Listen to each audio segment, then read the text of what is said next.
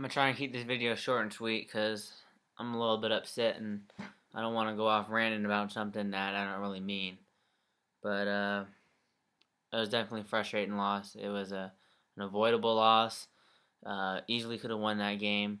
Should have won that game as long we played up to par with our standards, which I guess can't be too high right now because overall the Lakers are not a very good team right now, and it's not because they lack the talent.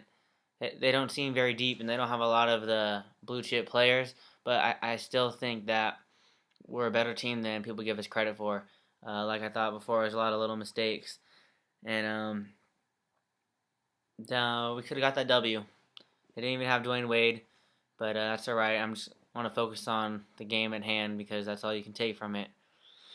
And I think what frustrated me the most the whole entire game was the freaking announcer. Lord have mercy. Was he annoying? Was it just me? Maybe I was just bitter, but every time he called somebody's name, he wanted to extend his vowels like he was at a soccer game. This is basketball. You don't do that. God, it was getting to me. I mean, I think if I would go to a Miami Heat game, I'd put my headphones in or something and just watch the game because I just cannot listen to that the whole time. So frustrating, especially Chris Bosh's name. Can't stand him as a player. He's not a horrible basketball player. I'm a little I'm sorry, I'm a little biased towards him just because I don't like him. But he's not a horrible basketball player, but he's not a great basketball player either. He hits open jump shots like he should. He's a very solid role player. He does bring the Heat energy every once in a while, but I mean, just look at the first two possessions of the game he had. It was hideous at best. And even at and one he did get against Bynum, that was nothing but luck. He threw it up, with one hand as he was fading away, and that was pretty pathetic. But he does hit the open jump shots, and he can bring you a little energy to the team. So he's not a horrible basketball player, like I said. I think he's definitely overrated. LeBron James, he had a LeBron James night, I guess. He's good. He's probably the best, if not one of the best players in the league, and he did he did what he's supposed to do. I don't think he had an outstanding game.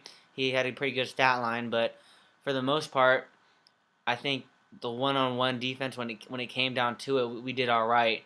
Um, we should have helped. We could have helped better, but then again, if you help, we give up wide open jump shots, and I think there is a little medium you can find in the middle where you can have better help side defense without giving up open three pointers. And a lot of times we stopped them and played great defense one on one with them, and there was a dude standing wide open that shouldn't have been that open.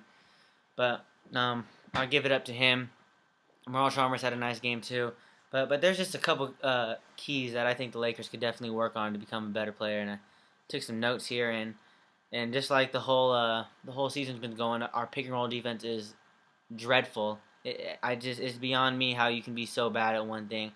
I think whatever the Lakers' plans are, their first action should be to bring in a coach that his sole purpose is to guard the pick and roll, because obviously the players or Mike Brown doesn't know how to do it, and that's it comes down to all the Lakers' problems. It's just logics.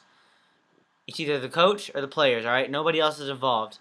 A lot of times people want to blame the players, and rightfully so because they're out there on the court. But a lot of things I see like as coaching problems, and pick and roll defense is the main one. And basketball is not a very hard game. It's really simple once you break it down. And even plays like that, pick and roll is barely even a play. It's a move that's been around for ages. It's definitely guardable. It may be hard, especially if you have the right players running it, but we do not need to be that horrible at defending it.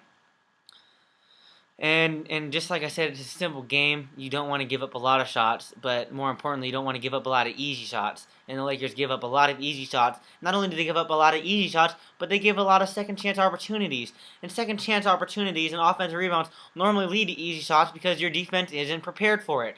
So we're giving up 1, easy shots, 2, offensive rebounds, 3, lead to more easy shots, and it's just you just can't win like that. It's not a good formula for success because it's basic. It's elementary. You got to know that, and you got to realize that when the Clippers beasted you on the offensive rebounds, and you're gonna get beat by that again, and by who? The Heat, they have a great starting line as with Dwayne Wade and LeBron and stuff, but who are their big man? Joel Anthony, Eddie Curry just came in for the first time in a century maybe, and they should not be outboarding you like that. It's just a desire to get the ball, and I don't know what it is, they don't want it. If they don't want it, then I think that might be a coaching problem too, to get somebody in there that puts a fire under them and make them want it. They're NBA players, and a lot of them have egos and they're men, but that's no excuse. That's your job as a coach, is to get them to play hard basketball. Also, speaking of the coaching, I looked up Meta World Piece of Stats, and if I'm not mistaken, I could be wrong. I think he's like 3 for 29 from beyond the arc. What are you gonna say about that? Why is the coach telling him you're not allowed to shoot 3-pointers? You're barely allowed to shoot the ball. You're lucky you're getting minutes. I for the life of me can't figure out how he steps on the court.